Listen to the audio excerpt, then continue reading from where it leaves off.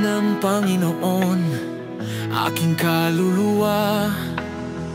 Itaas ang iyong boses, hayaan itong gumulong. Sa bawat hakbang, sa bawat pag-ikot, ang kanyang pag-ibig walang kapantay na liwanag.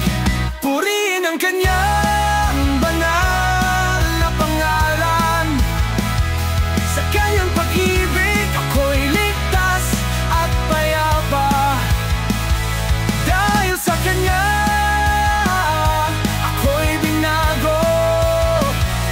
Purihin ang Panginoon, sa kanya ako'y nagagalak-galak.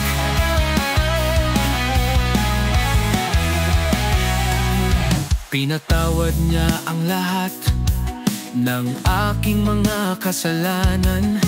Pinapagaling ang sakit sa kanyang mga kamay. Sa gitna na